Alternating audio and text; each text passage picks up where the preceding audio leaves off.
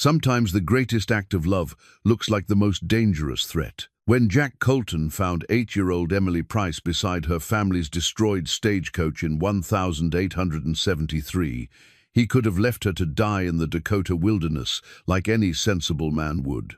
Instead, he threw her over his shoulder and said words that would bind their fates forever. "You belong to me now." For 16 years, Jack raised Emily on his cattle ranch, protecting her from a harsh world. She grew from a terrified little girl into a strong woman. But when Emily returns from school back east, everything changes. The girl Jack saved is now a woman, and the feelings stirring in his heart are nothing like a father's love. What happens when the person who rescued you becomes the one you never expected to fall for? Before we jump back in, tell us where you're tuning in from, and if this story touches you, make sure you're subscribed, because tomorrow I've saved something extra special for you. The Dakota Territory stretched endlessly in all directions, a sea of golden grass that rippled like water under the September wind of 1889. Jack Colton stood on the wraparound porch of his ranch house, weathered hands gripping the rail as he watched the dust cloud on the horizon grow larger. 16 years had passed since he'd first brought Emily Price to this land, and now she was coming home. The Colton Ranch sprawled across 15,000 acres of some of the finest grazing land in the territory. Jack had built it from nothing, starting with a modest cabin and expanding year by year until it became one of the most prosperous spreads in 3 counties. The main house now boasted 8 rooms, with a wide porch that caught the morning sun and evening breezes. Outbuildings dotted the landscape: the bunkhouse for his 6 permanent hands, the massive barn that could shelter 200 head during the worst blizzards, corrals, storage buildings, and the small schoolhouse where Emily had received her early education. But it was the memories that filled every corner of this place that mattered most to Jack. In his leather-bound journal, hidden in his desk drawer, he'd chronicled Emily's growth over the years. Page after page contained his careful observations, her first smile after weeks of silence, the day she'd called him Papa Jack, her determination to learn to read, her gentle way with injured animals, her transformation from a frightened waif into a spirited young woman with opinions of her own. The stagecoach rounded the final bend, and Jack's chest tightened. He'd prepared for this day, told himself it would be like any other homecoming. Emily had been away for 2 years at Miss Hartwell's Academy for Young Ladies in Boston, learning the refinements that proper society demanded of women. Her letters had grown more sophisticated over time, filled with references to literature, art, and social issues that seemed a world away from ranch life. "She's comin'," called out Pete Martinez from the barn, where he'd been mending harness. Pete had been with Jack since the early days, a steady man in his 50s who'd helped raise Emily and treated her like his own granddaughter. The other hands, Tom Bradley, Old Sam, Dutch Mueller, Frank Wilson, and young Billy Carson, emerged from their work to witness Emily's return. The stagecoach pulled to a stop in a cloud of dust, and Jack found himself holding his breath. The driver, a grizzled man named Murphy who'd been running this route for a decade, tipped his hat. "Afternoon, Jack. Got a special passenger for you." The coach door opened, and a gloved hand appeared, followed by the hem of a deep blue traveling dress. Then Emily stepped down, and Jack felt the world shift beneath his feet. The girl who'd left 2 years ago had been pretty in an unfinished way, all limbs and promise. The woman who stood before him now was breathtaking. Her chestnut hair was swept up in an elegant arrangement that revealed the graceful line of her neck. Her figure had filled out, creating curves that her well-tailored dress displayed to advantage. But it was her face that struck him most, still beautiful, but with new strength in the set of her jaw and intelligence shining in those green eyes he remembered so well. "Papa Jack," she said, her voice carrying the cultured accent of her Eastern education, though warmth still colored the words. He stepped forward, awkward suddenly in a way he hadn't been since he was young. Emily. The name came out rougher than he intended. Welcome home. She smiled, and for a moment he saw the child she'd been, the one who'd run to him with scraped knees and bad dreams. But when she moved toward him, her walk was that of a confident woman who knew her own mind.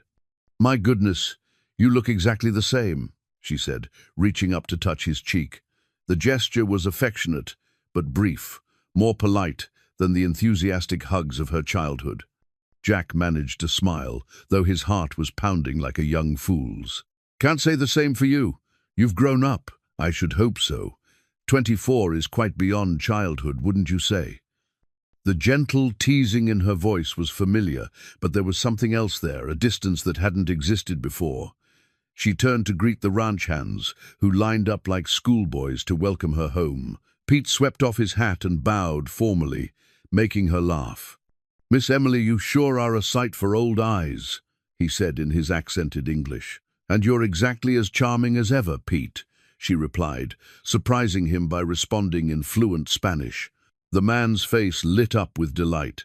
As the hands carried her trunks into the house, Emily walked beside Jack toward the porch. She paused at the steps, looking up at the house with an expression he couldn't read. It seems smaller than I remembered, she said softly. You've seen bigger places. Yes. She gathered her skirts and climbed the steps. Boston has some magnificent homes. The families I stayed with, the Cabots and the Adamses, they live in a world I never imagined existed. Jack felt something cold settle in his stomach. Sounds fancy. It is. But fancy doesn't always mean better. She turned to face him as they reached the porch. I've missed this place, Jack. Missed the wide skies and the smell of prairie grass and the sound of cattle in the distance. There's something about this land that gets into your blood. Relief flooded through him, though he tried not to show it. It's your home, Emily. Always will be. Something flickered in her eyes, an emotion too quick for him to identify. Yes. Well, we should discuss that, shouldn't we? Before he could ask what she meant, she was moving through the front door, exclaiming over the improvements he'd made in her absence. He'd had the parlor repapered and bought new furniture, including a piano he'd hoped she'd enjoy. Her room had been redecorated as well, transformed from a child's space to something befitting a grown woman. Emily moved through the house with the grace of someone accustomed to fine surroundings, but Jack caught her touching familiar objects, the carved wooden horse he'd made for her 8th birthday, now displayed on the mantel, the patchwork quilt his housekeeper Maria had sewn, the books they'd read together during long winter evenings. You've made it beautiful, she said as they toured the kitchen, where Maria was preparing a welcome home feast. The older Mexican woman embraced Emily warmly, chattering in rapid Spanish about how thin she looked and how they needed to feed her properly. As evening approached, they sat down to dinner in the formal dining room, another addition Jack had made over the years. The table could seat 12, though tonight it was just the two of them at one end, candles flickering between them. Emily had changed into a simple green dress that brought out her eyes, and Jack found himself struggling to concentrate on the conversation. Tell me about the ranch, she said as Maria served the main course. Your letters mentioned you'd expanded the herd. Jack launched into a discussion of cattle prices, new breeding stock, and plans for the coming year. Emily listened intently, asking intelligent questions that showed she still understood the business that had shaped her childhood. But he sensed her attention was elsewhere, as if she were building up to something. Finally, as Maria cleared the dessert plates, Emily folded her hands in her lap and looked directly at him. Jack, I need to tell you about my plans. The way she said it made his stomach clench. Plans? I've been offered a position teaching at the new school in Millfield. The town council wrote to Miss Hartwell requesting a recommendation, and she suggested me. They're looking for someone with Eastern education to help establish their academic program. Jack set down his coffee cup with deliberate care. Teaching. Yes, I know it's not what we discussed, but I've discovered I have a real passion for education. At the academy, I helped tutor some of the younger girls, and I found it deeply rewarding. The idea of helping children learn and grow, it appeals to me more than I can say. Millfield's 20 miles from here. I know. I'd need to take rooms in town during the school term. I could come home for holidays and summer breaks, of course. Jack stared at her. This woman who'd been the center of his world for 16 years and felt everything he'd built his life around beginning to crumble. The thought of her living in town, among strangers, building a life that didn't include him, it was unbearable. "Emily," he said carefully, "you don't need to work. This ranch provides everything you could want. When I marry." She tilted her head, a gesture that had always meant she was preparing to argue. "That's quite an assumption, don't you think?" "It's natural. You're a beautiful woman from a good family with excellent prospects. Any man would be proud to..." "To what?" "Take me as his property, the way you took me 16 years ago?" The words hit him like a physical blow. "Emily, that's not I never..." She reached across the table, covering his hand with hers. "I'm sorry. That came out wrong. I know you saved me, Jack. I know everything you've given me. But I'm not that helpless little girl anymore. I have my own thoughts, my own dreams, my own desires for the future." Jack looked down at their joined hands, hers so small and smooth, his scarred and weathered from years of hard work. "What kind of desires?" "Independence. The chance to make my own way in the world, to contribute something meaningful." She squeezed his hand. "Surely you can understand that. You built all of this from nothing. You know what it means to create something worthwhile with your own efforts." He did understand. That was the problem. The pride and determination in her voice reminded him of himself, at her age, hungry for challenge, unwilling to accept limitations. But the thought of losing her, of watching her build a life separate from his, filled him with a panic he hadn't felt since the day he'd found her beside that burning stagecoach. "The teaching position," he said slowly. "Is that what you really want?" "Yes. I start next month." Jack pulled his hand free and stood, walking to the window that looked out over his land. In the gathering dusk, he could see lights in the bunkhouse where his men were settling in for the night. This ranch had been his kingdom for 2 decades, but without Emily, it would be just an empty expanse of grass and cattle. "And if I said no?" he asked without turning around. The silence stretched so long, he finally looked back at her. Emily sat very straight in her chair, her chin raised in a gesture of defiance he remembered from her childhood. "Then I'd go anyway," she said quietly, "because you taught me to be strong, Jack. You taught me to stand up for what I believe in and never let anyone make my choices for me." He'd never been more proud of her, and he'd never been more afraid of losing her. "We'll discuss it more tomorrow," he said finally. "You must be tired from your journey." Emily rose gracefully, moving to stand before him. Even with her added height, she barely reached his chest. Looking up at him, she smiled the same sweet, trusting expression he remembered from her childhood. "Thank you for understanding," she said. "I knew you would." She rose on her toes and kissed his cheek, just as she had countless times before. But this time, Jack felt the soft warmth of her lips against his skin like a brand. This time, when she pulled away, he had to clench his fists to keep from reaching for her. "Good night, Papa Jack," she said softly. "Good night, Emily." He watched her climb the stairs to her room, noting the sway of her hips, the proud set of her shoulders. When her door closed behind her, he sank into his chair and buried his face in his hands. Somewhere in the transition from the frightened child he'd rescued to the confident woman who'd just challenged him, Emily had become something he'd never expected. She'd become the one thing in the world he wanted and could never have. Because a man didn't fall in love with the girl he'd raised as his own daughter. A man didn't desire the woman who called him Papa and trusted him to always do right by her. But as Jack sat alone in his dining room, surrounded by the empire he'd built and the silence Emily's presence had always filled, he had to face the truth he'd been fighting for months. He was already lost. Jack spent a sleepless night pacing his room, wrestling with emotions he had no right to feel. By dawn, he'd convinced himself that Emily's teaching notion was simply a young woman's fancy, something that would pass once she readjusted to ranch life. He'd be patient, understanding, and gradually help her see that her future lay here, with him. Not romantically, of course. That path led only to destruction, but as his cherished ward, his heir, the daughter of his heart, if not his blood. He was wrong. Emily appeared at breakfast, dressed in a practical riding skirt and white blouse, her hair braided simply down her back. She looked more like the girl he remembered, but there was steel in her green eyes that hadn't been there before.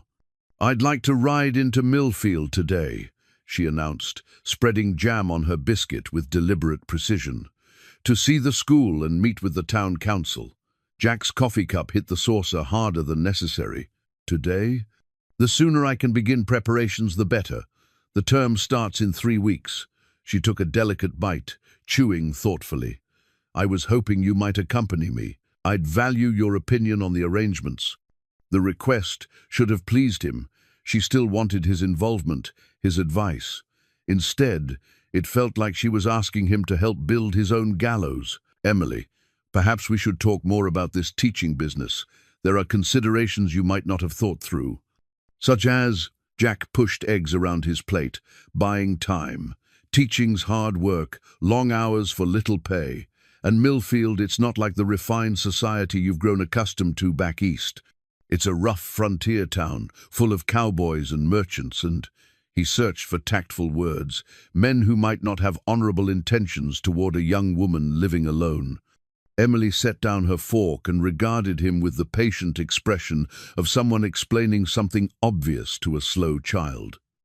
"Jack, I grew up on a cattle ranch in the Dakota Territory. I hardly think a frontier town will shock my delicate sensibilities."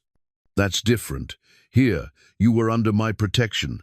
And in Millfield, I'll be under my own protection." Her voice carried an edge now. "Which should be quite sufficient, given that you raised me to be capable and independent." "I raised you to be safe." He shot back, his own temper flaring. "There's a difference between being capable on a ranch where everyone knows and respects you, and being alone in a town full of strangers." Emily's eyes flashed dangerously. "So your solution is for me to remain here forever? Never to test myself against the world? Never to build anything of my own? My solution is for you to accept that you have a good life here. You want for nothing, Emily. You have a home, security, a future. A future doing what, exactly?" She stood abruptly, her chair scraping against the wooden floor. "Keeping house for you until I'm old? Serving as your hostess when you entertain cattle buyers? Waiting for you to choose an appropriate husband for me?" The words hung in the air between them like gun smoke. Jack stared at her, seeing not the grateful child he'd saved, but a woman prepared for battle. Her chest rose and fell with barely controlled emotion, and spots of color burned high on her cheekbones. "That's not what I meant," he said quietly. "Isn't it?" Emily moved to the window, gazing out at the endless grassland. "You said last night that when I marry, any man would be proud to have me. But what if I don't want to be someone's prize, Jack? What if I want to be my own person first?" Jack rose and moved toward her, stopping just close enough to catch the subtle scent of lavender in her hair. "You are your own person. You always have been." She turned to face him, and he was startled by the tears threatening to spill from her eyes. "No, I haven't. I've been your person, Jack. Your ward, your responsibility, your—" She stopped, seeming to struggle with words. "I need to discover who Emily Price is when she's not defined by her relationship to you." The name hit him like a physical blow. She'd taken his surname years ago, become Emily Colton in all but the legal sense. Hearing her call herself Emily Price again felt like she was already walking away from him. "And you think teaching school will help you discover that?" "I think having my own work, my own income, my own place in the world might be a start." She wiped angrily at her eyes. "I spent 2 years in Boston, Jack. I saw women who were doctors, writers, business owners. I met ladies who ran charitable organizations and fought for women's suffrage. I realized there's a whole world of possibilities I never knew existed." "Is that what you want? To be like those Boston ladies?" Emily was quiet for a long moment, studying his face. "I want to matter, Jack. I want my life to mean something beyond being grateful for being rescued." The words cut deeper than she could know. Because she did matter, she was the center of everything he'd built, the reason he got up each morning, the purpose that had driven him to become better than the man he'd been before he found her. But he couldn't tell her that, not without revealing feelings that would destroy the one pure thing in his life. "You matter to me," he said instead. "I know." Her voice was soft now, almost tender. "But I need to matter to myself too." Before he could respond, the sound of hoofbeats in the yard interrupted them. Jack glanced out the window and cursed under his breath. A buggy was approaching the house, driven by a man in a dark suit and bowler hat. "Who is it?" Emily moved to look over his shoulder, and Jack had to steel himself against the warmth of her body so close to his. "Thomas Brennan. He owns the bank in Millfield." Emily's face lit up with interest. "How fortunate! I was planning to speak with him about opening an account when I take the teaching position." Jack's jaw clenched. Thomas Brennan was 35, handsome in a clean-shaven, citified way, and one of the most eligible bachelors in 3 counties. He was also exactly the sort of man who would see Emily as the perfect wife, beautiful, educated, and wealthy enough in her own right to be a true partner rather than a burden. Thomas climbed down from his buggy and approached the house with the confident stride of a man accustomed to being welcomed. Jack opened the door before he could knock. "Brennan, what brings you out this way?" "Good morning, Jack."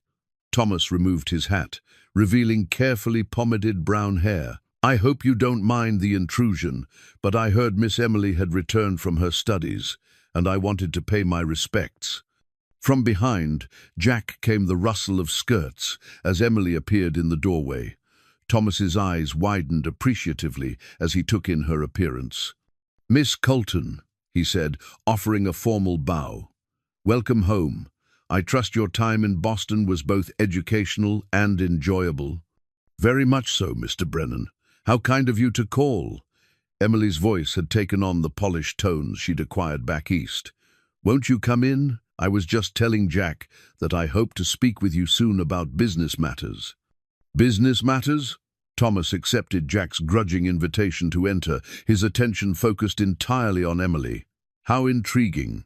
"Raz." They settled in the parlor, with Emily serving coffee and playing hostess as if she'd been born to it. Jack found himself relegated to the role of observer as Thomas and Emily discussed her teaching position, her need for banking services, and the social opportunities available in Millfield. "The town has grown considerably in recent years," Thomas was saying. "We have a new hotel, several fine shops, and quite an active social scene. There are regular dances, church socials, and cultural events. I think you'd find it quite civilized." "It sounds delightful," Emily replied. "I confess, after 2 years of city life, I was concerned that I might find frontier society rather limited." Jack wanted to point out that she'd grown up in frontier society and never found it limited before, but he held his tongue. "Perhaps you'd allow me to escort you to the harvest dance next month?" Thomas suggested. "It would give you an opportunity to meet the other prominent families in town." Emily's smile was radiant. "I'd be honored, Mr. Brennan." Jack's hands clenched into fists. The sight of Emily, smiling at another man, making plans that didn't include him, accepting another man's attentions, it was unbearable. But what choice did he have? He could hardly forbid her to accept social invitations from respectable men. After Thomas left with promises to call again soon, Emily turned to Jack with an expression of barely contained excitement. "Isn't he charming? And so well informed about current events and cultural matters. I had the most interesting conversation with him about the women's suffrage movement." "Fascinating," Jack said dryly. Emily studied his face, her excitement dimming slightly. "You don't like him?" "I don't know him well enough to like or dislike him. But you don't approve of his interest in me." Jack met her gaze directly. "I don't approve of any man's interest in you, Emily. That's not going to change." For a moment, something flickered in her eyes, an emotion he couldn't identify. Then she smiled, but it was sadder now, tinged with what looked like resignation. "I see," she said quietly. "Well, I suppose that's something else we'll need to work through, isn't it? She left him standing in the parlor, surrounded by the elegant furniture he'd bought, hoping to please her, and went upstairs to pack for her trip to Millfield. Jack walked to his desk and pulled out the leather-bound journal where he'd chronicled her growth over the years. On a fresh page, he wrote, September 15th, 1889. Today I realize that loving someone means being willing to let them go. I don't think I'm strong enough for that kind of love. He closed the journal and locked it away, then went out to saddle his horse. If Emily was determined to visit Millfield, he'd accompany her. Not because he supported her decision, but because he wasn't ready to let her ride away from him just yet. Even if he was beginning to understand that he might not have a choice. The ride to Millfield passed in tense silence. Emily sat her mare with the same easy grace she'd possessed since childhood, but Jack found himself studying her profile with new eyes. The way the morning sun caught the auburn highlights in her hair, the determined set of her jaw, the unconscious elegance of her posture, everything about her seemed designed to torment him. They reached the outskirts of Millfield by midday, and Jack had to admit the town had grown considerably since his last visit. New buildings lined the main street, including a two-story schoolhouse that Emily regarded with obvious satisfaction. "It's perfect," she breathed, dismounting before he could help her down. "Look at those windows. Imagine how bright the classrooms must be." Jack tied their horses to the hitching post and followed her up the front steps. The building was well constructed, with fresh paint and quality materials. Inside, they found a middle-aged woman arranging desks in what was clearly the primary classroom. "You must be Miss Price," the woman said, approaching with a warm smile. "I'm Mrs. Henderson, the town council secretary. We've been so looking forward to meeting you."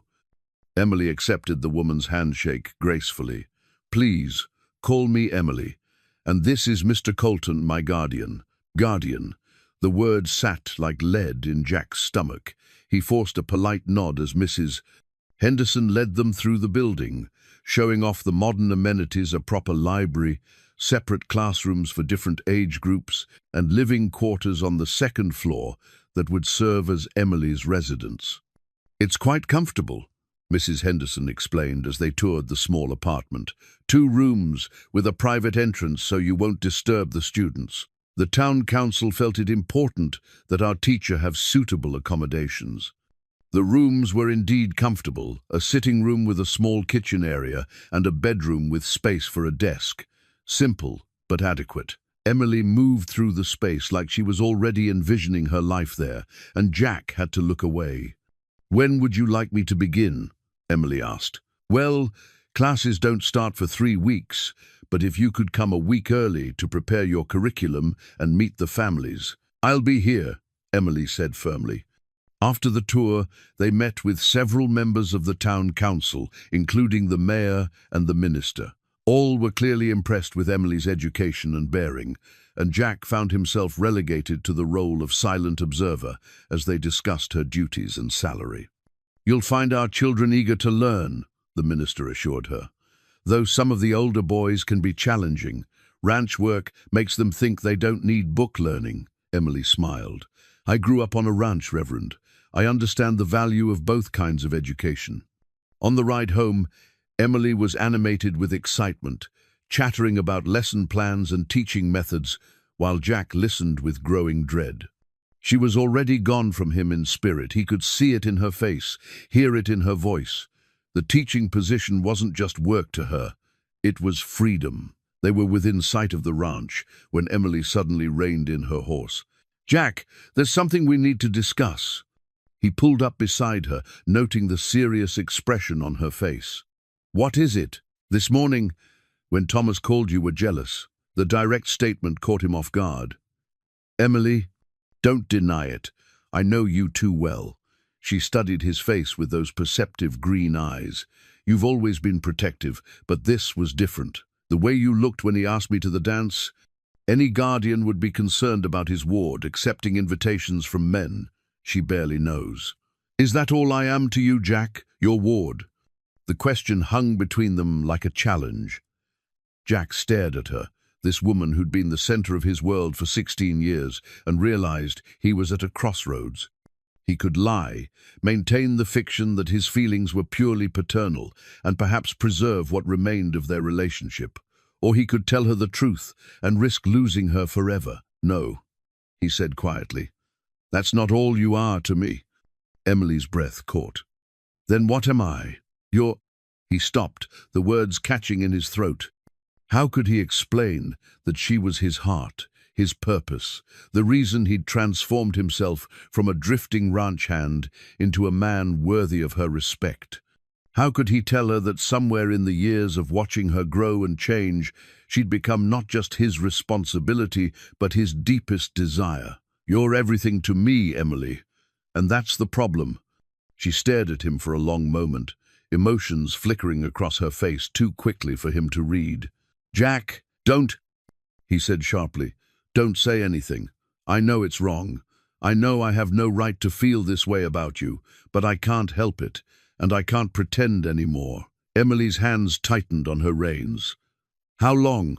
How long? What? How long have you felt this way?" Jack laughed bitterly. "I don't know. Maybe it started the day you turned 18 and I realized you weren't a little girl anymore. Maybe it was when you left for Boston and I spent 2 years counting the days until you came home. Maybe it was this morning when I watched you smile at Thomas Brennan and wanted to put my fist through his face." "Jack, I know it's impossible," he continued, the words pouring out now that the dam had broken. "I know you'll never see me as anything but the man who raised you. I know accepting Thomas's courtship is the sensible thing to do. He's young, educated, prosperous. Everything I'm not." "Stop it." Emily's voice was sharp now. "Just stop." They sat their horses in the middle of the prairie, wind whipping around them, while the silence stretched taut between them. Jack waited for her disgust, her anger, her declaration that she could never see him the same way again. Instead, she said, "Do you remember the wooden horse you carved for me?" The change of subject confused him. "What?" "My 8th birthday. You spent weeks working on it in the evenings, thinking I didn't notice, but I used to sneak to the barn and watch you through the crack in the door." Jack frowned, unsure where she was going with this. "I remember. Do you know why I've kept it all these years? Why it sits on my mantle instead of packed away with other childhood things?" He shook his head. "Because it was the first time I understood that someone could love me enough to spend hours creating something just to make me happy. Not because they had to, not because it was their duty, but because they wanted to see me smile." Emily's voice was soft now, almost vulnerable. "You've been showing me how much you care for 16 years, Jack. Did you think I was blind to it?" Jack felt the world tilt beneath him. "Emily, what are you saying?" "I'm saying that the feelings you're struggling with, they're not as one-sided as you think." Before he could process her words fully, she spurred her horse forward, leaving him sitting alone on the prairie, with his heart pounding and his world turned upside down. When he finally caught up to her at the house, Emily had already dismounted and was talking animatedly with Pete about her trip to town. She glanced at Jack as he approached, and something in her expression, part challenge, part invitation, made his breath catch. "Pete's been telling me about the new bull you bought," she said, her voice carefully neutral. "I'd love to see him." "He's in the south pasture," Jack managed. "Fine animal. Perhaps we could ride out after dinner. I'd value your opinion on his conformation." It was an ordinary request, the kind she'd made hundreds of times over the years.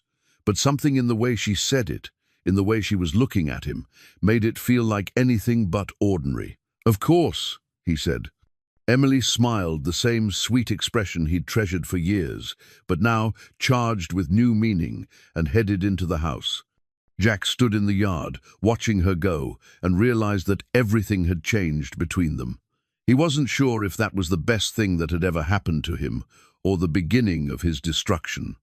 But as he unsaddled his horse and tried to process Emily's confession, he found he didn't care which it turned out to be. The promised ride after dinner never happened. A fierce thunderstorm rolled across the prairie just as they finished eating, driving them indoors and crackling with electricity that seemed to mirror the tension between them. Emily excused herself early, claiming fatigue from the day's journey, but Jack caught her watching him with an expression he'd never seen before, part curiosity, part uncertainty, and something else that made his pulse quicken. The next 2 weeks passed in a strange dance of avoidance and stolen glances. Emily threw herself into preparations for her teaching position, writing lesson plans and organizing supplies. She'd set up a temporary workspace in the library, and Jack found excuses to walk past the open door, watching her bent over her papers with the lamplight turning her hair to burnished copper. Meanwhile, Thomas Brennan became a regular visitor to the ranch. He appeared every few days with some excuse bank business to discuss with Jack, a book he thought Emily might enjoy, an invitation to a church, social, or town meeting. Emily received his attentions with gracious politeness, but Jack noticed she never seemed particularly eager for his visits. It was Pete who finally forced the issue. Jack was in the barn, checking on a mare about to foal when the older man approached, his weathered face creased with concern. "Boss, we need to talk. If it's about the fence repairs in the north section, it's about Miss Emily." Jack's hands stilled on the mare's neck. "What about her?" Pete removed his hat and turned it nervously in his hands. "She ain't happy, Jack. Oh, she's putting on a good show, but I've known that girl since she was knee-high to a grasshopper. She's troubled about something. She's adjusting to being home. It's natural. It ain't natural for her to cry herself to sleep every night." Jack's head snapped up. "What?" "My bunk's right under her window. These old ears still work fine." Pete's dark eyes were serious. "She's hurtin', boss, and I got a feeling you know why." Before Jack could respond, young Billy Carson burst into the barn. "Mr. Colton, come quick. There's trouble at the south line." Jack and Pete exchanged glances and followed Billy outside, where they could see smoke rising in the distance. They saddled horses quickly and rode hard toward the disturbance, finding a section of fence cut and several head of cattle missing. Tracks led toward the Badlands, rustlers, most likely, though it could be Indians passing through. "Billy, ride to town and fetch the sheriff," Jack ordered. "Pete, you and the boys check the other sections. Make sure this isn't part of a larger operation. I'll follow the trail while it's still fresh. Boss, maybe you should wait for backup." "Those are my cattle," Jack said grimly. "I'm not waiting." He followed the trail for several miles into increasingly rough country before he lost it in rocky ground.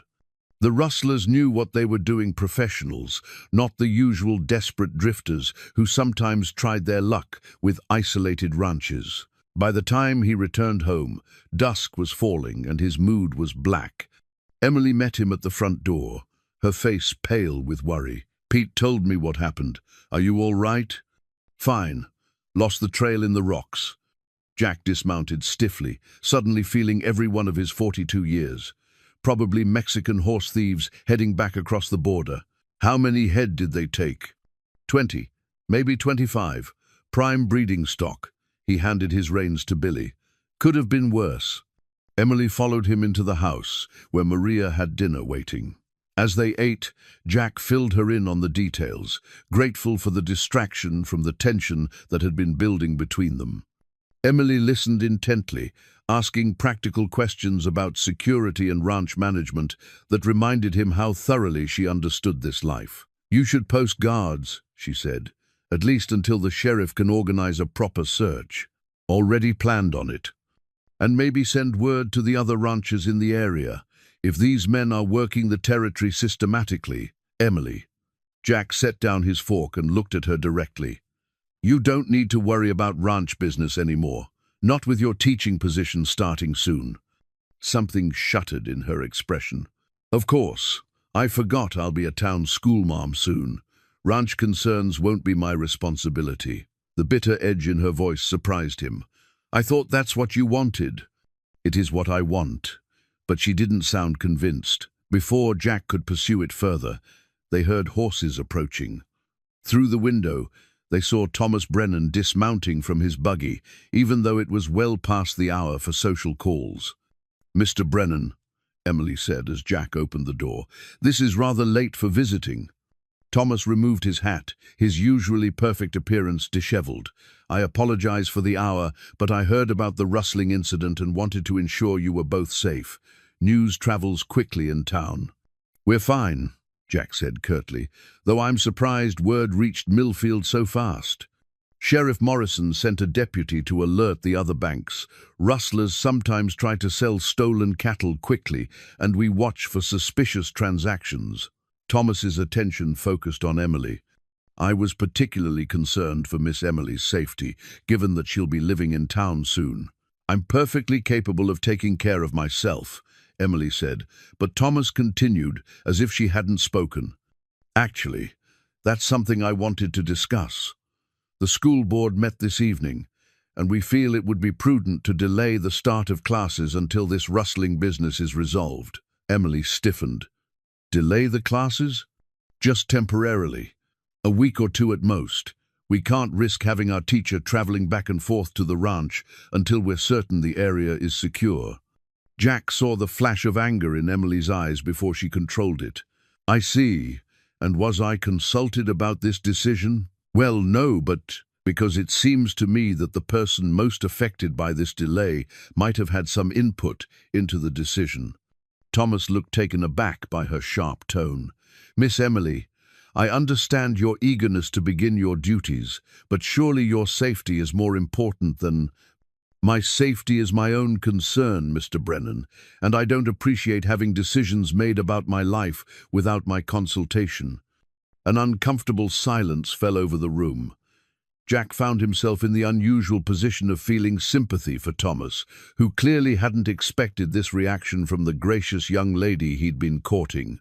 "Perhaps," Jack said carefully, "we should all take some time to consider the situation. Emily, you're upset." "Of course I'm upset." Emily turned on him, her composure finally cracking. "For weeks, everyone has been making plans about my future, discussing what's best for me, deciding what I should and shouldn't do.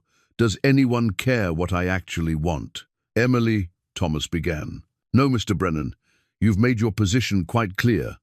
The school board has decided, and naturally, the little schoolmarm will comply." She turned toward the stairs, then paused.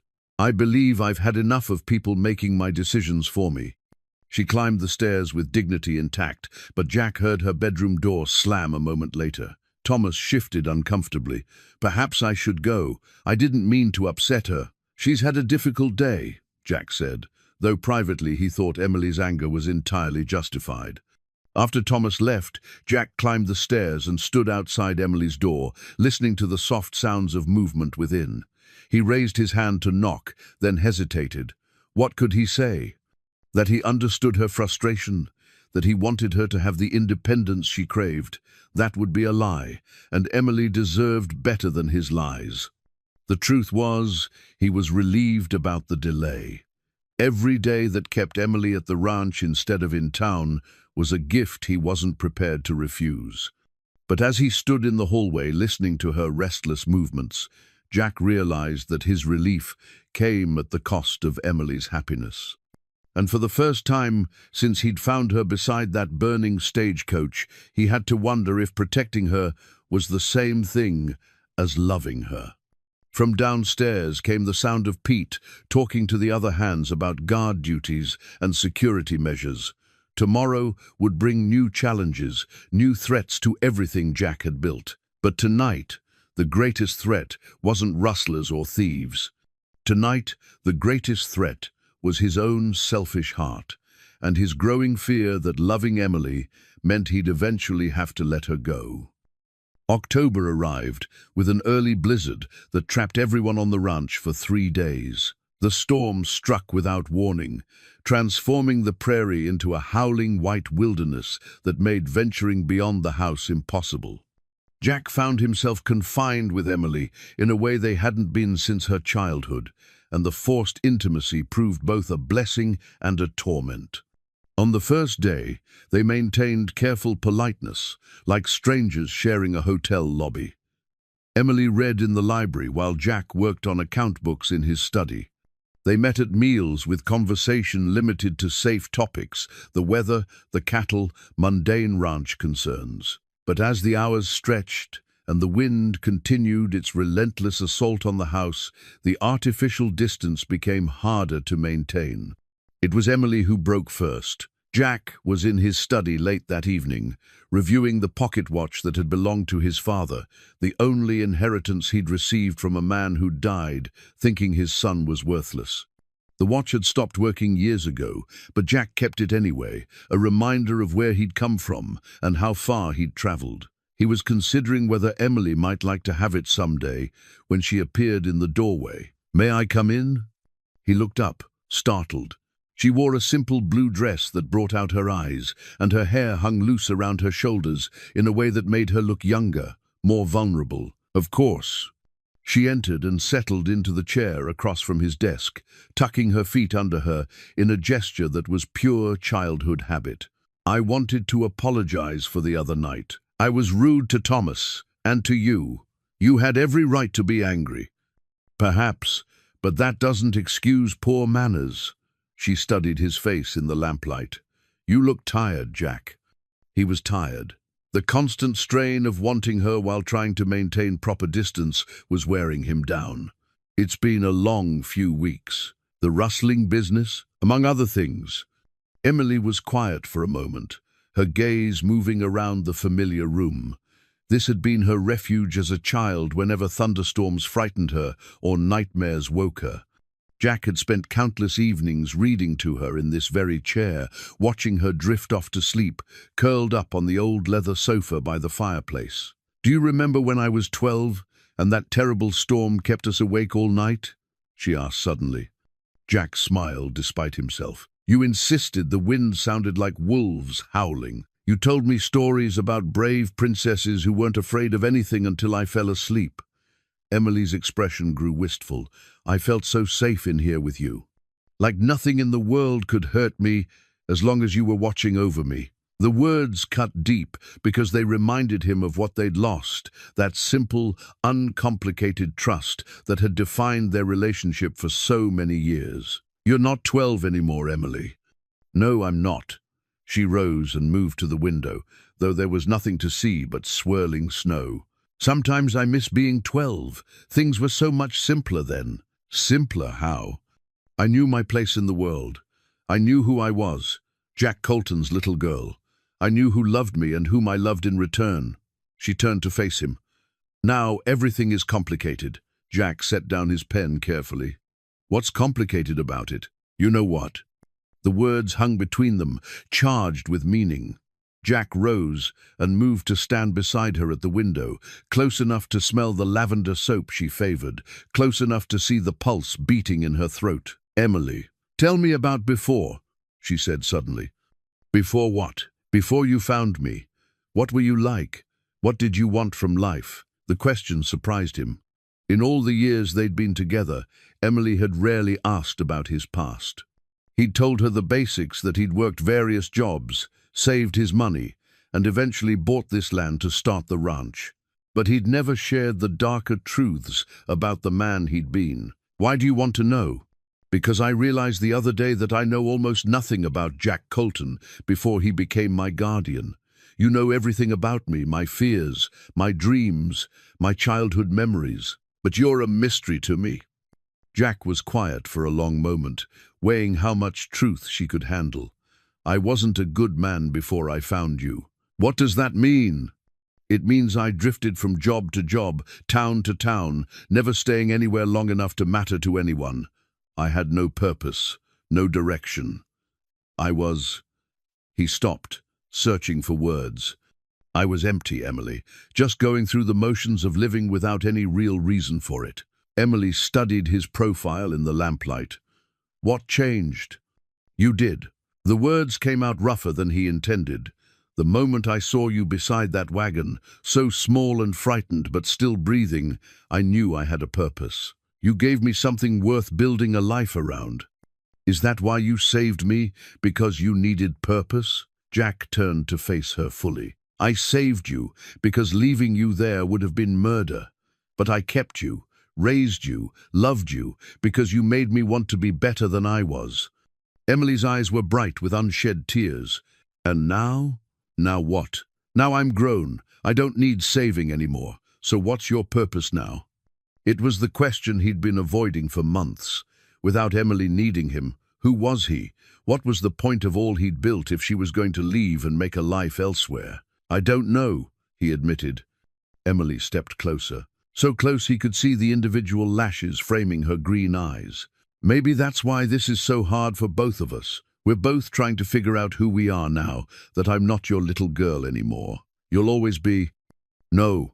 She placed her hand on his chest, directly over his heart.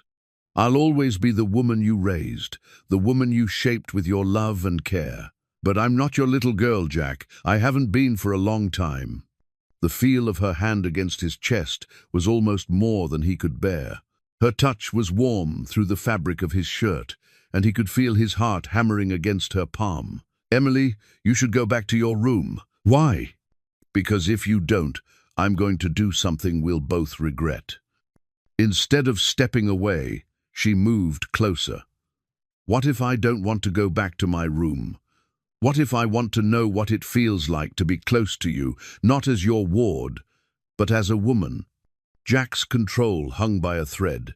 Every instinct he possessed screamed at him to pull her into his arms, to claim the kiss he'd been dreaming about for months. But the last rational part of his mind held him back. You don't know what you're saying. Don't I? Emily's voice was barely above a whisper. I'm 24 years old, Jack. I'm not an innocent child who doesn't understand her own feelings. Outside, the wind howled with renewed fury, rattling the windows and reminding them both that they were completely alone, cut off from the world by the storm. The fire crackled in the grate, casting dancing shadows on the walls, and the lamplight turned Emily's skin to gold. This is madness, Jack said hoarsely. Is it? Emily reached up and touched his face, her fingers tracing the line of his jaw. Or is it the most honest thing either of us has felt in years? Before he could answer, before he could think of all the reasons why this was wrong, Emily rose on her toes and kissed him. It was nothing like the childish pecks on the cheek she'd given him over the years. This was a woman's kiss, soft and sweet and full of tentative passion. For a moment, Jack stood frozen, overwhelmed by the sensation of her lips against his. Then his control shattered completely, and he pulled her into his arms and kissed her back with 16 years of suppressed longing. The kiss lasted only moments, but it changed everything. When they finally broke apart, Emily's cheeks were flushed, and Jack's hands were shaking where they rested on her shoulders. They stared at each other in the lamplight, both breathing hard, both realizing they'd crossed a line that could never be uncrossed. Emily, Jack began, but she pressed her fingers to his lips. Don't say you're sorry, she whispered. Please don't tell me that was a mistake. Jack closed his eyes, trying to gather the scattered pieces of his self-control. It was a mistake, not because I didn't want it, but because... Because what? Because you raised me. Because people will talk. Emily's voice carried a note of desperation. Jack, look at me. He opened his eyes and found her gazing up at him with an expression that was wholly adult, wholly determined. I know this complicates everything, she said. I know it goes against every convention of proper society. But I also know that what I feel for you isn't gratitude or some confused notion of familial affection. It's love, Jack, the kind of love between a man and a woman. The words he'd longed to hear felt like both salvation and damnation. Emily, you're young. You haven't had the chance to meet many men. I spent 2 years in Boston surrounded by eligible young men, educated, refined, wealthy men who would have been delighted to court me. And not one of them made me feel a fraction of what I feel when you look at me the way you're looking at me right now. Jack forced himself to step back, putting distance between them before he lost what little sanity remained. You don't understand what you're asking. The scandal alone would destroy you. A young woman living with her guardian, rumors about improper relations. Let them talk. You say that now, but you haven't lived with that kind of scrutiny. You haven't seen how quickly a community can turn against someone they perceive as violating their moral standards. Emily lifted her chin with familiar stubbornness. Then we'll go somewhere else. Start fresh, where no one knows our history. And abandon everything I've built here? The ranch, the life I've created? If necessary, yes. The casual way she said it hit him like a physical blow. She was willing to give up everything, her teaching position, her place in the community, her reputation for him. The magnitude of her sacrifice both humbled and terrified him. "I can't let you do that," he said quietly. "It's not your choice to make, isn't it? I'm the adult here, Emily. I'm the one with experience of the world. I know what this would cost you." Emily's eyes flashed with anger. "There you go again, making decisions for me, deciding what I can and can't handle, what I should and shouldn't want." She moved toward the door, then turned back. "You know what the real problem is, Jack? You're not protecting me from scandal or social ostracism. You're protecting yourself from having to choose between what you want and what you think is right."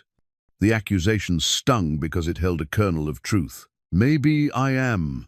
Maybe that's what love is, putting someone else's welfare ahead of your own desires. And maybe love is trusting someone enough to let them make their own choices, even when those choices scare you."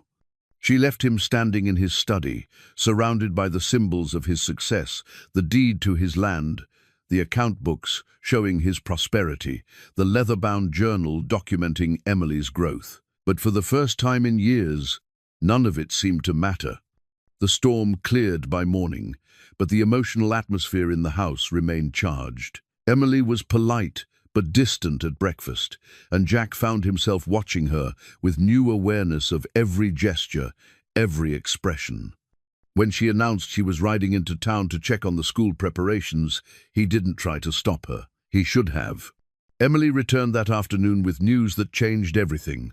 Thomas Brennan had called a special meeting of the school board and convinced them to cancel her teaching contract entirely. "They've decided the position requires someone with more experience," she reported, her voice carefully controlled.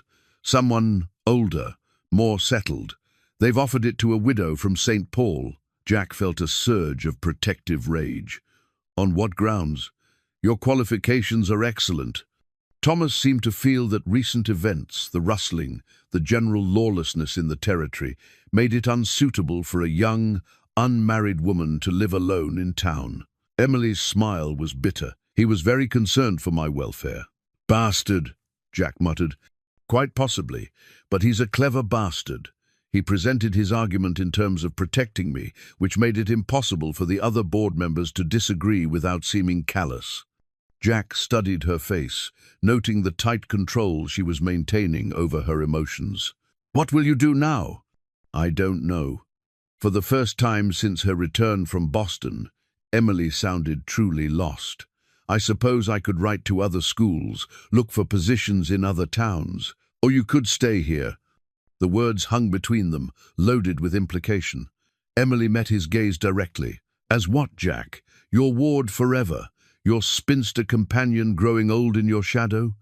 Before he could answer, the sound of approaching horses interrupted them.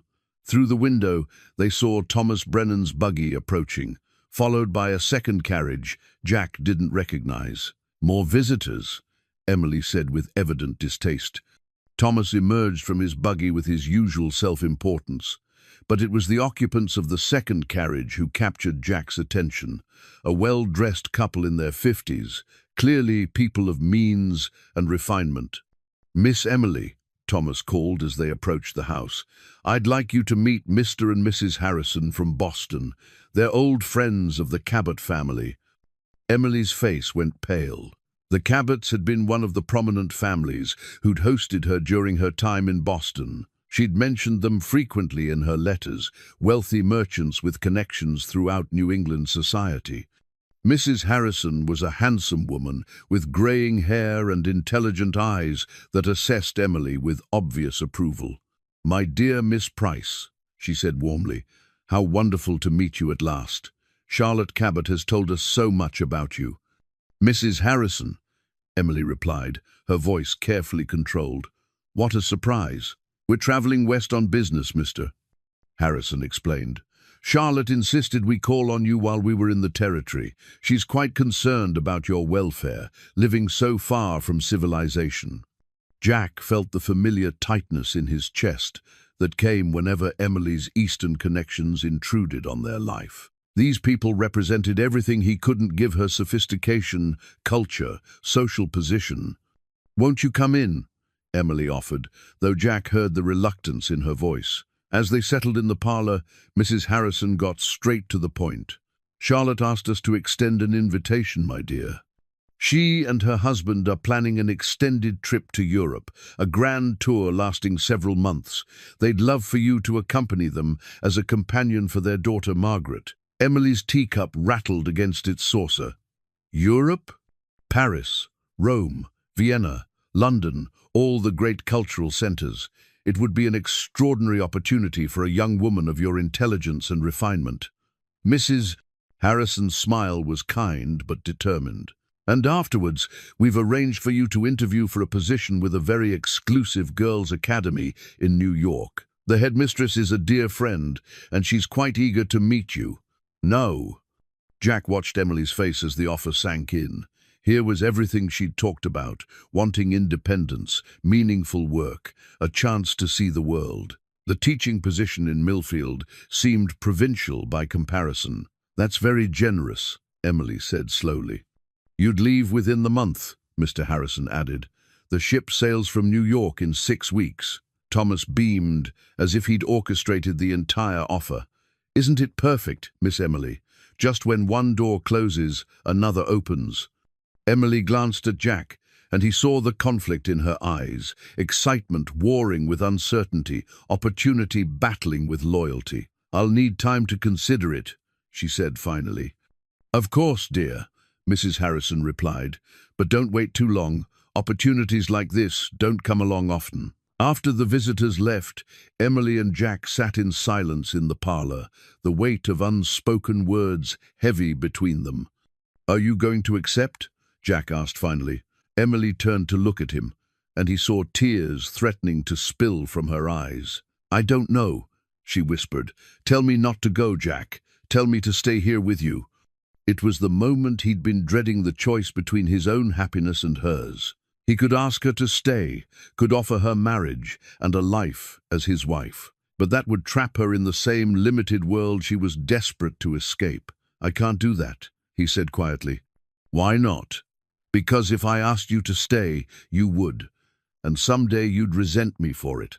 Emily's face crumpled, and she turned away. "Then I suppose we both know what I have to do." 3 days before Emily was scheduled to leave for New York, a stranger rode into the ranch that would shatter everything Jack thought he knew about his own life. The man was tall and lean, with the weathered look of someone who'd spent years in the saddle.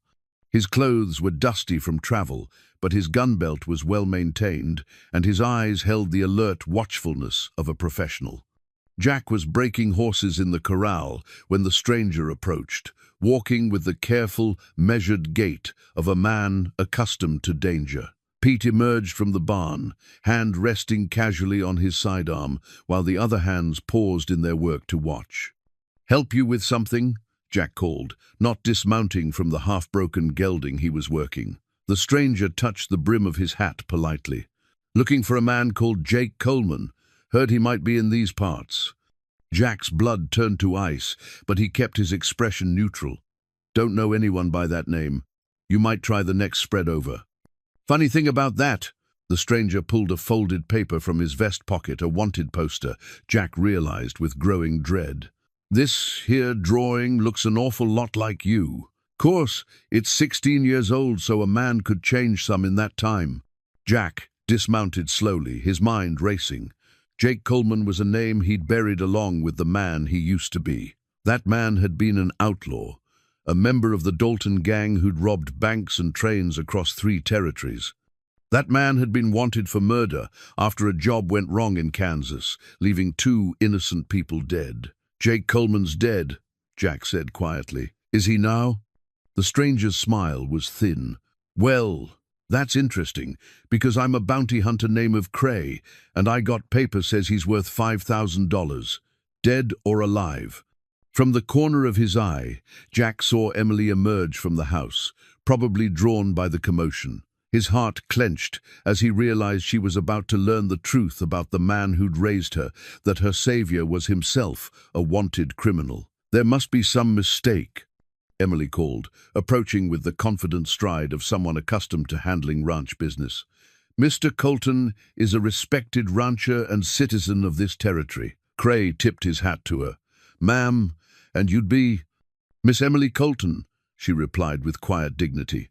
Jack wanted to warn her to stay back, to go into the house where she'd be safe from whatever was about to unfold. But it was too late for that now. Well, Miss Colton, it seems your Mr. Colton here used to go by a different name. Cray held up the wanted poster so Emily could see it. Jake Coleman, member of the Dalton gang, wanted for bank robbery, train robbery, and murder. Emily took the poster with steady hands, studying the crude drawing of a younger Jack or Jake, as he'd been then. The resemblance was unmistakable, despite the years that had passed and the respectable life he'd built. This is impossible, she said, but her voice lacked conviction. I'm afraid it's true, ma'am. Cray's tone was almost apologetic. Course, there might be some room for negotiation here. I'm a reasonable man, and I understand Mr. Coleman, sorry. Mr. Colton has built himself a nice life here. Might be he'd be willing to compensate me for my time and trouble in tracking him down. It was extortion, plain and simple. Pay up or face arrest and almost certain hanging. Jack had been expecting this day for 16 years, but he'd always imagined facing it alone. Having Emily witness his downfall was a torture he hadn't anticipated. How much? He asked quietly. Oh, I think 10,000 would about cover it. After all, a man's life is worth considerably more than 5,000, wouldn't you say? Jack almost laughed. $10,000 was a fortune more than many men made in a lifetime. He had it, barely, but paying it would bankrupt the ranch and destroy everything he'd built. I need time to raise that kind of money, he said. Course you do. I'm a patient man, let's say a week. Before Jack could respond, Emily stepped forward, her face pale but her voice steady. Mr. Cray, I'd like to see more evidence of these claims. Surely a wanted poster isn't sufficient proof to justify such accusations. Cray looked surprised by her composure. Most women would have been weeping or fainting by now. Well, I suppose I could show you the rest of my documentation. He pulled out a leather portfolio and handed Emily several papers. She read them carefully, her expression growing more troubled with each page. These reports detail the robberies attributed to Jake Coleman, she said slowly, including one in particular, a stagecoach robbery near Deadwood in 1873. Jack's heart stopped. The blood drained from Emily's face as the implication hit her. 1873, she repeated, her voice barely a whisper. The year my family was killed. Cray nodded with professional interest. That's right. Jake Coleman and the Dalton gang hit that coach, killed the driver and 3 passengers. Only survivor was a little girl who disappeared before the law arrived. Emily swayed on her feet, and Jack stepped toward her instinctively, but she held up a hand to stop him, her eyes wide with shock and something that might have been betrayal. You, she breathed. You killed my family. No. The word tore from Jack's throat with desperate force. Emily, no. I was never part of that job. I'd already left the gang by then. Liar. Her voice was hollow, devastated.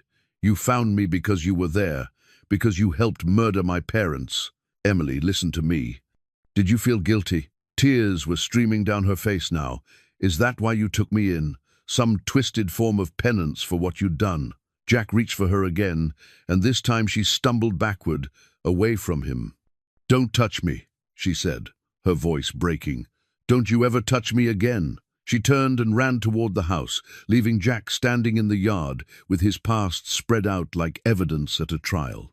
Pete and the other hands stared at him with expressions ranging from shock to disappointment to something that might have been fear. Well, Cray said conversationally, that went about as well as could be expected. Jack turned on him with fury that made the bounty hunter step back.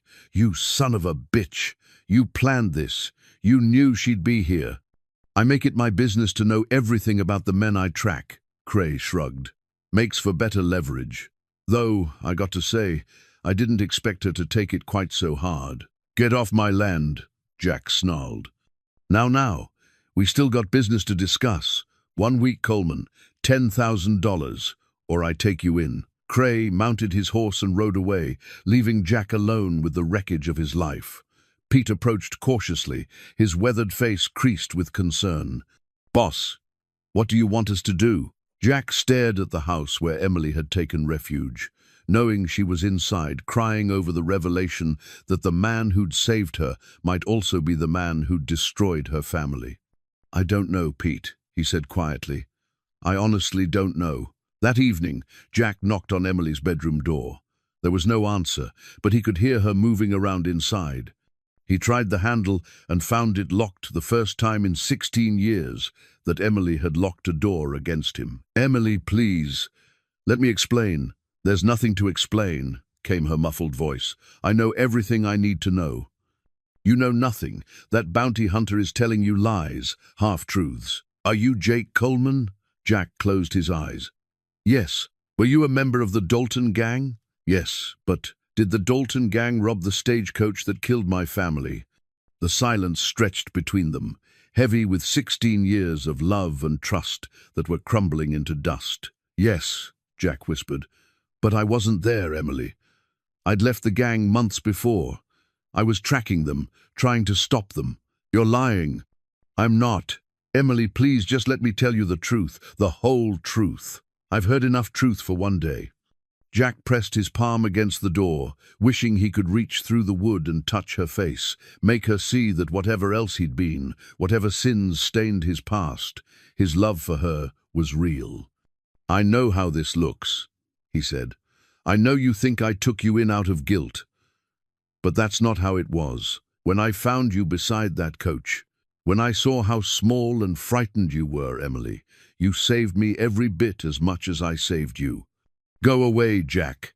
The use of his real name instead of Papa Jack cut like a knife. Emily, just go away, please.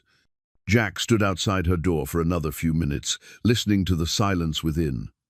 Finally, he walked downstairs to his study, pulled out a bottle of whiskey, and began to drink. By morning, Emily was gone. She'd taken the early stage to the railroad, leaving behind a note that said simply, I've decided to accept the Harrisons' offer. Please don't follow me. Jack crumpled the note in his fist and stared out at the empty prairie. Somewhere out there, a bounty hunter was waiting for $10,000 or a wanted man. And the only person who'd ever made Jack's life worth living was riding away from him, believing he was the monster who'd destroyed her world. For the first time in 16 years, Jake Coleman, whoever the hell he was, had no idea what to do next. Jack spent 3 days drinking himself into oblivion before Pete finally intervened. The older man walked into the study where Jack sat, surrounded by empty bottles and crumpled papers, grabbed him by the shirt and hauled him to his feet. Enough, Pete said firmly. You got 5 days before that bounty hunter comes back, and Miss Emily's been gone long enough for her to reach New York. Time to stop feeling sorry for yourself and start fighting. Jack tried to focus on Pete's weathered face. Fighting for what?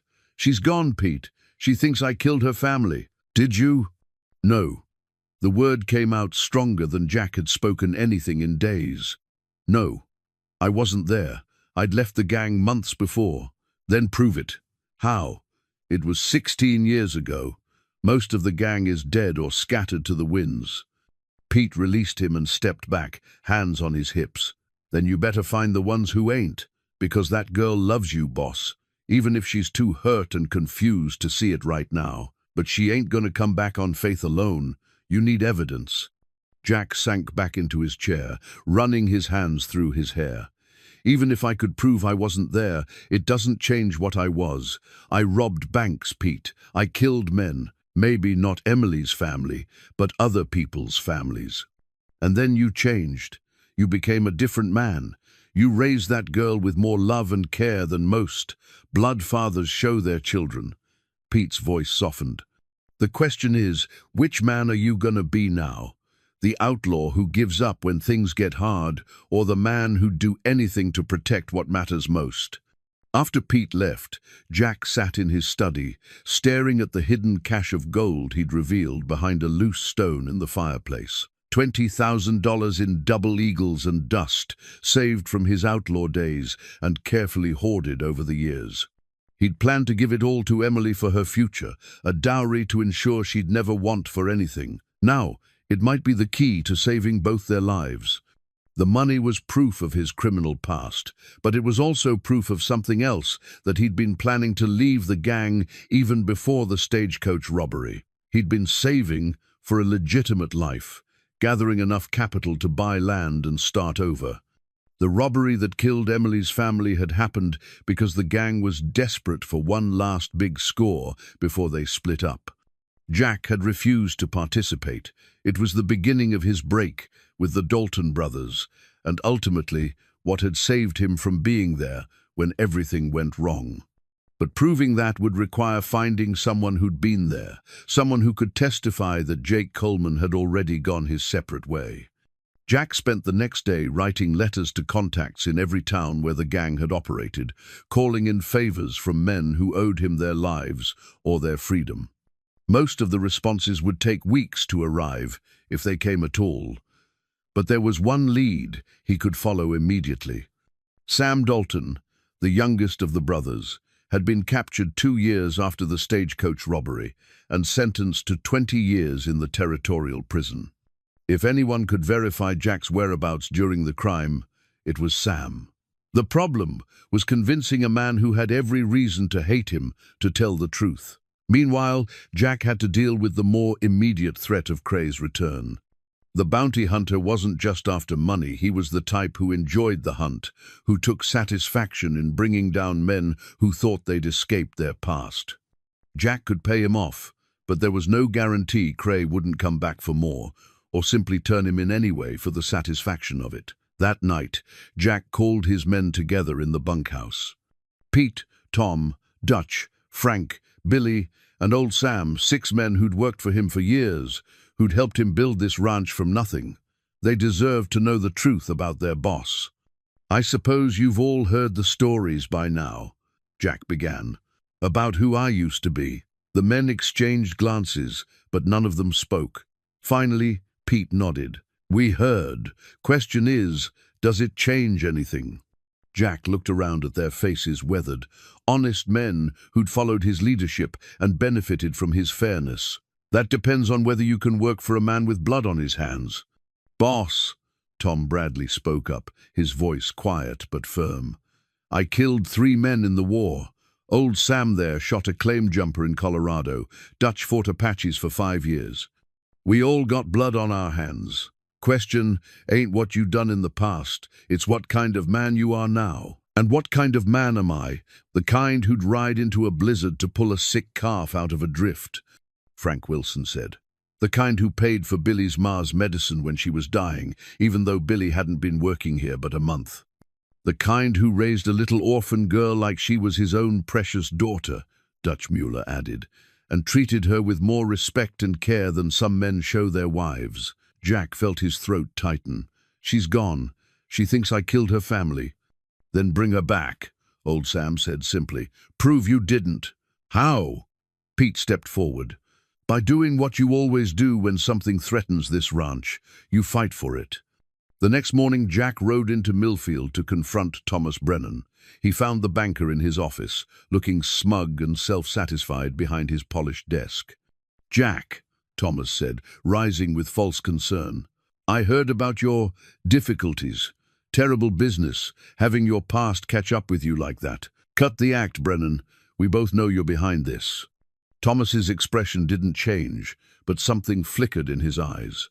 "I'm sure I don't know what you mean. Funny how that bounty hunter showed up right after Emily got that job offer from Boston. Funny how he knew exactly where to find me, exactly when Emily would be there to witness it. Coincidences do happen." Jack leaned across the desk, close enough to see the sweat beading on Thomas's forehead. "You hired him.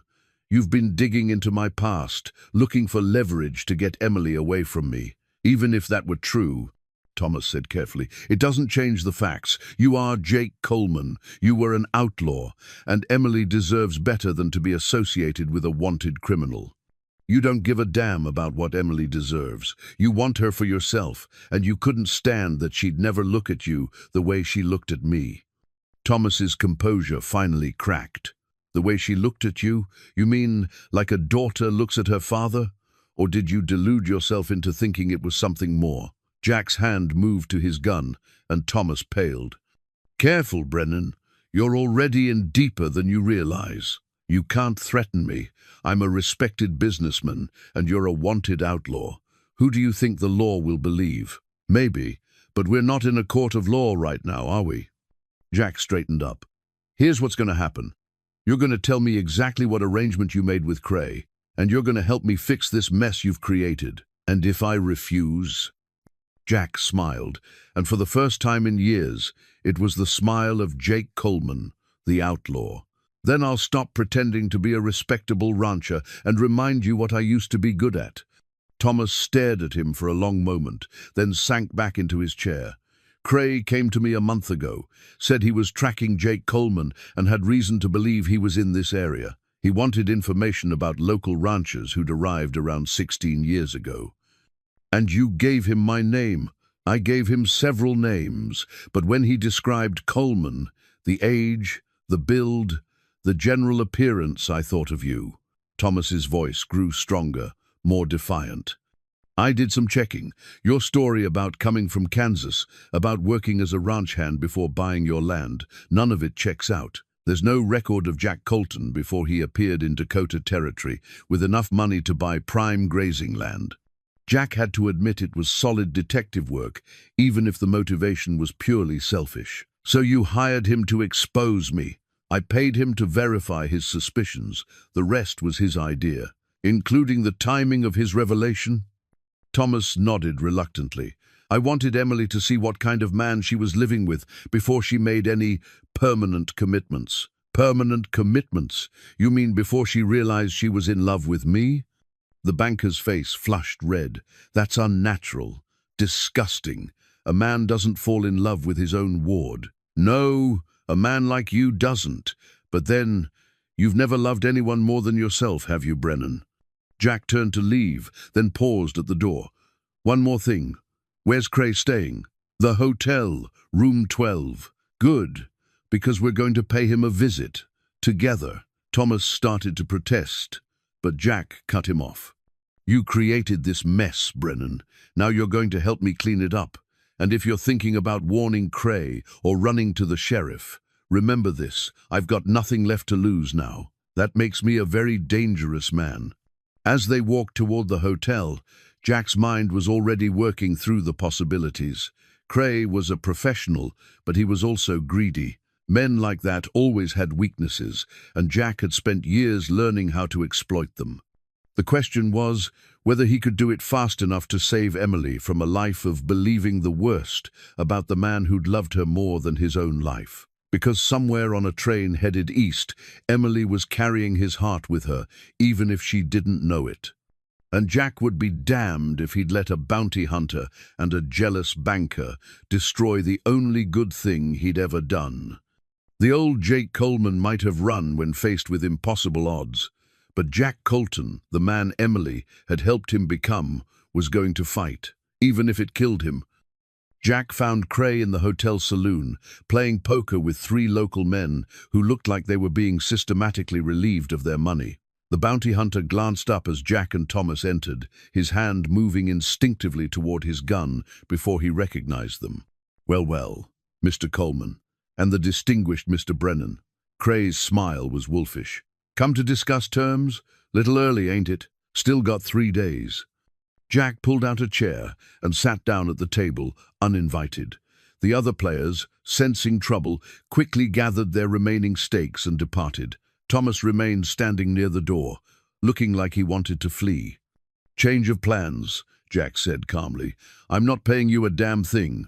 Cray's eyebrows rose. That so? Well, I suppose we'll be taking a little trip to see the territorial marshal then. You could try, but see, I've been doing some thinking about your story, and it doesn't quite add up. Jack reached into his coat slowly, aware that Cray's hand was hovering near his weapon. He pulled out a leather pouch and set it on the table with a heavy thunk. "Gold," he said simply. $20,000 worth. Been saving it for 16 years. Cray's eyes gleamed with interest despite himself. "Nice. Payment in advance?" "Evidence." Jack opened the pouch, revealing the double eagles and gold dust inside. "You see, this here gold proves something important about your story. Such as I was already planning to go straight before that stagecoach job. A man doesn't save this kind of money unless he's got plans for it. Legal plans." Cray shrugged. "So you were planning to retire? Doesn't mean you didn't do one last job." "No, but it means I had good reason not to. See, I'd been arguing with the Dalton brothers for months about going legitimate. They wanted to keep robbing and killing until they got themselves hanged. I wanted out." Jack reached into his coat again and pulled out a yellowed piece of paper. "This here's a deed to a piece of land in Colorado Territory, dated 3 months before the stagecoach robbery. I'd already put money down on a spread, already made plans to leave." Cray examined the deed with professional skepticism. "Could be forged. Could be. But it ain't." Jack leaned back in his chair. "Tell me something, Cray. How'd you know to come here? How'd you know Jake Coleman was in Dakota Territory? Good detective work." "Bullshit. You knew because someone told you. Someone who's been paying you to find me." Cray's eyes flicked toward Thomas, who was sweating profusely by the door. "That's right," Jack continued. "Our friend Brennan here hired you to expose me. Question is, what else did he pay you to do?" "Now hold on," Thomas started, but Jack cut him off with a look. "Shut up, Brennan. The grown-ups are talking." Jack turned back to Cray. "See, I've been wondering about the timing of all this. You could have taken me any time in the past week. Could have dragged me off to face a judge and collected your 5,000. But instead, you're here trying to shake me down for 10,000. Why?" Cray was silent, but Jack could see the wheels turning behind his eyes. "I'll tell you why. Because Brennan here didn't just pay you to find me. He paid you to destroy me. To make sure Emily saw me as the monster who killed her family. He wanted her to run, and he wanted me broken." "Prove it," Cray said quietly. Jack smiled and reached into his vest pocket, pulling out a small locket on a delicate chain. Emily's mother's locket, the one she'd been wearing the day she died. "You recognize this?" Cray's face went pale. "Where did you get that?" "Off Emily when I found her. Poor little thing was clutching it so tight I thought I'd have to pry her fingers loose." Jack held the locket up to the light. Beautiful piece. Real gold, with a picture inside. "Want to see?" Before Cray could answer, Jack opened the locket. Inside was a small photograph of a woman who looked remarkably like Emily, and beside it, a man with kind eyes and a gentle smile. "Emily's parents," Jack said softly. "Margaret and William Price. Good people, by all accounts. Didn't deserve what happened to them." Jack closed the locket and looked directly at Cray. "You know what's interesting about this locket? It's got an inscription on the back. To my beloved Margaret, on our wedding day. Love always, William." Cray was starting to look sick. "The thing is," Jack continued, "I've seen that inscription before. On a piece of jewelry that was reported stolen after a robbery in Abilene. A robbery where the Dalton gang killed a family and made off with their life savings." Jack leaned forward. "That robbery happened 2 weeks after the stagecoach job that killed Emily's family, which means whoever was wearing this locket that day was also at the Abilene job." Cray's hand moved toward his gun, but Jack was faster. His Colt appeared in his hand with the smooth speed of long practice, trained on the bounty hunter's chest. "Don't," Jack said quietly. "We're not done talking yet. You're making a mistake, Coleman." "Am I?" "See, I think you were there, Cray. I think you were with the gang when they hit that stagecoach. I think you're the one who killed Emily's family." The saloon had gone deadly quiet. Even Thomas had stopped breathing. "And I think," Jack continued, "you've been hunting me not for the bounty, but because you're afraid I'll figure out the truth and come looking for you." Cray's face was a mask of fury and fear. "You can't prove any of that." Maybe not in a court of law, but I don't need to prove it there. Jack stood slowly, his gun never wavering. You see, Cray, there's something you don't understand about the man I've become. I've spent 16 years loving that little girl, raising her, protecting her, and you're the bastard who orphaned her, Coleman. The name's Colton now, Jack Colton, and you just made the biggest mistake of your life. Jack's finger tightened on the trigger, and Cray saw his own death in the other man's eyes. The tension in the saloon stretched like a wire about to snap. Cray's eyes darted between Jack's unwavering gun and the door, calculating odds and finding them all bad. Easy now, Coleman, Cray said, raising his hand slowly. Let's talk about this like civilized men. Civilized men don't murder families and orphan children, Jack replied, his voice deadly calm. Civilized men don't spend 16 years hunting the wrong man while the real killer walks free. You got it all wrong. Do I? Then explain how Emily's mother's locket ended up in your possession. Explain how you knew exactly where to find me, exactly when Emily would be there to see it. Explain why you're so eager to destroy me instead of just collecting your bounty. Cray's facade cracked completely. You think you're so smart, don't you? Think you got it all figured out? I think you joined the gang after I left. I think you were there when they hit that stagecoach, and I think you took that locket as a trophy. Jack's gun never wavered.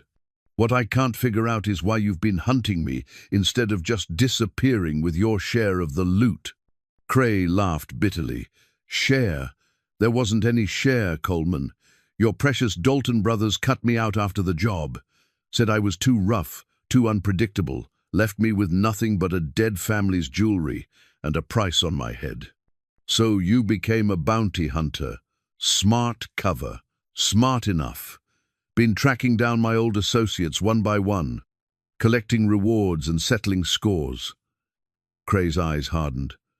You were supposed to be the big payoff, the one that would set me up for life. And Emily? Collateral damage, though I got to admit she grew up prettier than I expected.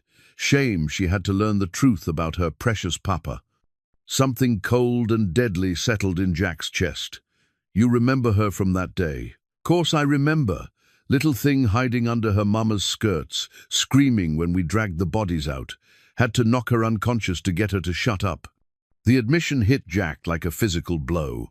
All these years, he'd assumed Emily's memory of the massacre had been mercifully vague. To learn that she'd witnessed every horrible detail, that this man had been the one to traumatize her. You son of a bitch, Jack breathed. Cray saw the murder in Jack's eyes and went for his gun, but Jack was already moving, 16 years of ranch work having kept his reflexes sharp. His first shot took Cray in the shoulder, spinning him around and sending his weapon flying. Cray crashed into a table, scattering cards and poker chips across the floor. He rolled behind an overturned chair, clutching his wounded shoulder, blood seeping between his fingers. This ain't over, Coleman, he snarled. You kill me and you'll hang for murder. Will I? Jack stepped around the table, his gun trained on Cray's position. See? That's where you made your mistake. You're not a lawman anymore, Cray. You're just a killer who's been posing as a bounty hunter. From behind his makeshift cover, Cray pulled a derringer from his boot.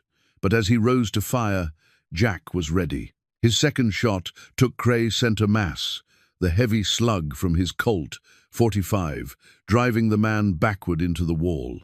Cray slid down the wall, leaving a crimson smear on the wallpaper. His eyes were already glazing over, but he managed one last bitter smile. Won't matter, he wheezed. Girl's already gone, already thinks you're the monster. You'll never get her back. Maybe not, Jack said quietly, but at least she'll know the truth. Cray's eyes went blank, and he slumped sideways onto the floor. The saloon was silent, except for the ticking of the clock behind the bar, and Thomas Brennan's rapid breathing. Jack holstered his gun and turned to face the banker, who was pressed against the wall with his face white as chalk. Well, Brennan, still think I'm the wrong man for Emily? Thomas opened his mouth, then closed it again without speaking. Here's what's going to happen, Jack continued conversationally. You're going to write a full confession about your arrangement with Cray. You're going to detail every lie you told, every dollar you paid, every scheme you hatched to drive Emily away from me. I can't. Oh, but you can. Because if you don't, I'm going to tell everyone in this territory that Thomas Brennan, respected banker and pillar of the community, hired a killer to frame an innocent man. How long do you think your bank will stay in business after that? Thomas nodded frantically. Yes, of course. I'll write whatever you want. Good. And then you're going to help me get Emily back. Jack walked over to Cray's body and retrieved Emily's mother's locket from the dead man's vest pocket. He held it up to the light, studying the inscription that had proven Cray's guilt. The brand iron from his ranch was still in his saddlebags outside, the same iron he'd used to mark his cattle and claim his place in this territory. He'd used it as a weapon to defend his land and his livestock. Today, he'd used his gun to defend something far more precious, Emily's peace of mind and their chance at a future together. But first, he had to find her and convince her to come home, and that might be the hardest fight of all. Because killing the man who'd murdered her family was one thing. Winning back the trust and love of the woman who meant everything to him was quite another. But Jack Colton, the man Emily had helped him become, wasn't giving up without a fight. 1 year later, the prairie grass rippled gold and green under an October sky so blue it hurt to look at. Jack stood on the front porch of his ranch house, adjusting his string tie with hands that hadn't trembled in the face of gunfighters, but shook now like a schoolboy's. Today was his wedding day. Emily had returned to him 3 months after the confrontation with Cray, bearing Thomas Brennan's full confession and her own carefully composed apology. The reunion had been tentative at first. Too much pain stood between them to be healed with a single conversation. But love, Jack had learned, was stronger than betrayal, and trust could be rebuilt, one careful word at a time. "You ready for this, boss?" Pete asked, emerging from the house in his best Sunday suit. The older man's face was creased with the kind of smile that came from watching something good finally happen to people who deserved it. "Been ready for 16 years, Jack replied. "Just took me a while to realize it." The ranch yard was filled with people, neighbors, townspeople, even some former adversaries who'd come to witness the marriage of Jack Colton and Emily Price. The minister from Millfield stood beneath an arch of autumn wildflowers that Maria and the other ranch wives had woven that morning. Jack's men were dressed in their finest clothes, looking uncomfortable but pleased as they took their places. Thomas Brennan was notably absent. After his confession became public knowledge, the banker had quietly left the territory, his reputation and business in ruins.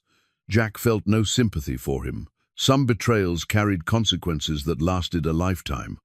A hush fell over the crowd as the ranch house door opened. Emily appeared in the doorway, and Jack's breath caught in his throat. She wore a dress of cream-colored silk that caught the afternoon light. Her chestnut hair crowned with the same wildflowers that decorated the arch. But it was her face that stopped his heart, radiant with joy, free of the shadows that had haunted her for so long. She walked toward him with the confident grace he remembered from her childhood, but there was something new in her bearing now. She was a woman who knew her own mind, who'd chosen her path freely. As she reached his side, Jack saw his own love reflected in her green eyes. "Dearly beloved," the minister began, but Jack barely heard the words. He was lost in Emily's smile, in the miracle of her presence beside him. The ceremony was simple but heartfelt. When it came time for vows, Emily spoke first, her voice clear and strong. 16 years ago, you saved my life," she said. "But it took me leaving and coming back to understand that you'd been saving my heart every day since then. I promise to love you not as the grateful child you rescued, but as the woman you helped me become." Jack's own vows came straight from his heart. "I promise to love you not as my ward or my responsibility, but as my partner and my equal. I promise to trust you to make your own choices, even when they scare me. And I promise that you'll never have to wonder if you belong, you'll always belong with me." The minister pronounced them husband and wife, and when Jack kissed Emily, the cheer that went up from the crowd could probably be heard in the next county. The celebration that followed lasted well into the evening. There was dancing on a platform the hands had built in the yard, tables groaning under the weight of food prepared by every woman in 3 counties, and enough whiskey to float a riverboat. Jack and Emily moved through it all like they were walking in a dream, accepting congratulations and well wishes from people who'd watched their story unfold.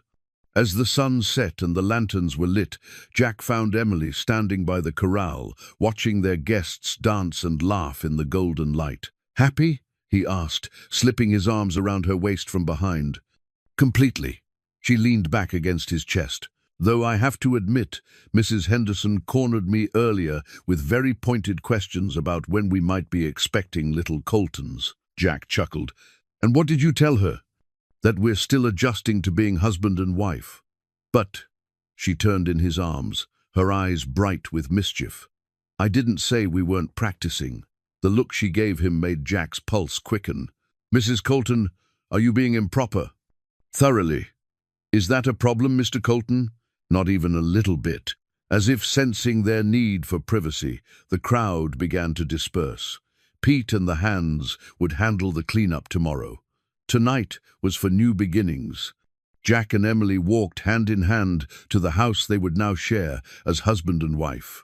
In the parlor, Emily paused before the mantel where the wooden horse Jack had carved still held pride of place. Now flanked by their wedding photograph and Emily's teaching certificate, she'd started a small school on the ranch for the children of the hands and neighboring families. "Do you know what this means to me?" she asked, touching the carved horse gently. "Tell me." "It means that love doesn't always announce itself with grand gestures. Sometimes it comes in small acts of devotion, repeated day after day, until they become the foundation of a life." Jack picked up the wedding ring he'd made from the gold he'd saved during his outlaw days, the same gold that had helped prove his innocence. The ring was simple but perfectly crafted, inscribed inside with the words, "You belong with me." "I used to think I saved you," he said, sliding the ring onto her finger. "But the truth is, we saved each other." Emily smiled, the same sweet expression that had made him want to be a better man for 16 years. "And we'll keep saving each other, every day for the rest of our lives." Outside, the Dakota wind sang through the prairie grass, carrying the promise of seasons to come. The ranch that Jack had built with his own hands now belonged to both of them, a foundation for the family they hoped to raise and the legacy they would leave. As Jack carried his bride across the threshold of their home, he thought about the frightened little girl he'd found beside a burning stagecoach all those years ago. That child was gone forever, replaced by the strong, beautiful woman in his arms. But in Emily's eyes, he could still see the trust and love that had transformed him from a drifting outlaw into a man worthy of her devotion. "Welcome home, Mrs. Colton," he whispered against her ear. "I've been home for 16 years, she replied. "I just finally figured out where I belong." And as the stars came out over the endless prairie sky, Jack Colton knew that sometimes the greatest adventures weren't about where you were going, but about realizing you'd already arrived.